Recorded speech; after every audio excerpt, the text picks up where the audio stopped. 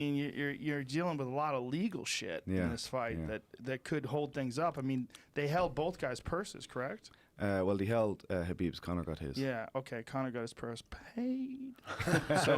so he gets his purse. And Khabib, I mean, who the fuck knows what's going to happen with him? You know, and yeah, I hope they're lenient on him, and not just so we can get a rematch. I mean, I love watching him fight for a start, and I can stretch myself to understand his reaction. Yeah, I can stretch myself to I can't stretch myself to understand the other guys' reactions and what they did. Yes, for Khabib. He jumped over the cage and he jumps on. It's not the end of the world. Who was the guy that jumped in that was wearing red who punched Conor? Yeah, I'm not sure. I think that's his boxing coach, but I'm guessing. He's a fighter. He fights for the UFC. In the red, was that not an old? He wasn't older. No. He actually worked with him. Oh, okay. You work with him? There you go. Yeah. Who is he? I don't know his name. Yeah, I think it's either Islam or Rustam. Yeah, it was either Islam or Rustam. Yeah. I don't think it was either one of those guys. Like I know Islam. It's a different guy. He was, he hit Dylan. Yeah. And a guy in a suit that I heard is his Russian manager. He hit Dylan. Either way, but actually in the cage when your man went in and hit him from behind. I can't understand that. Like I said, for Khabib, I didn't think it was, it's such a foolish thing to do because he'd already won. Yeah, I know that Dylan was talking shit and he was angry, but he actually didn't say anything because I heard a few people saying that. Now I was standing beside Dylan. I didn't see what he did, but I could hear. So he didn't say anything. Now when I watched back, I seen he kind of beckoned them on.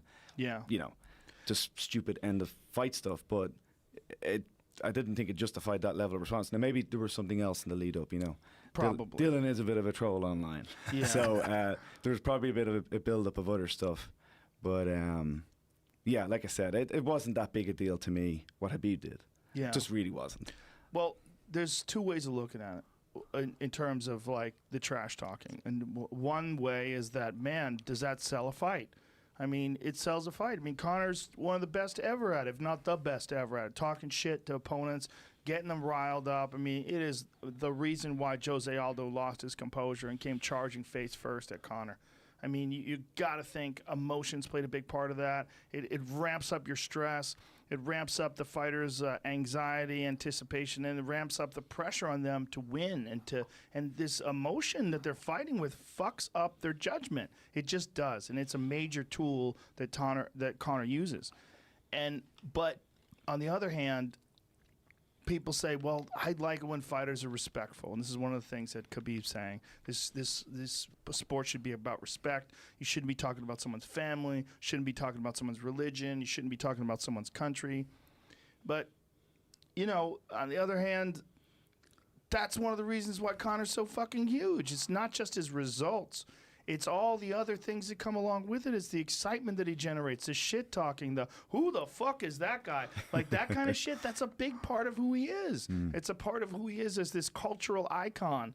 I mean, it's one of the reasons why people love him. I mean, they don't just love his ability inside the octagon, which is quite substantial. They love the swagger. They love when he comes in with rubber arms and struts around the cage. They love all that shit. They love all that shit, but it's like, when is too far? And that is the question. When is too far? Yeah. Conor's a real divider. Some people will love it and some people will hate it. I'm not really that interested in people's opinions on things. I'm just interested in what is. And what is, that sells fights. Yeah. There's a reason he's the highest paid guy.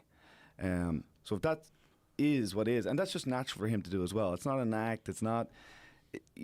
when he's sparring, like him and Artem are the best of friends, and every single spar they shit talk each other. Oh, you're shit today. You're not on form today, and people listen to that and like, oh, they hate each other, and then it's big smiles at the end of it. It's just part of the game for him. It's part. He enjoys it. It's a bit of fun. This one was darker, as Dana said, it definitely was, but it's just part of who he is. I don't really involve myself in it.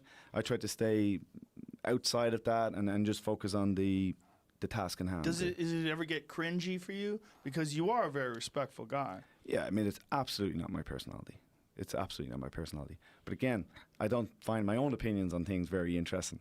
I'm only interested in what is.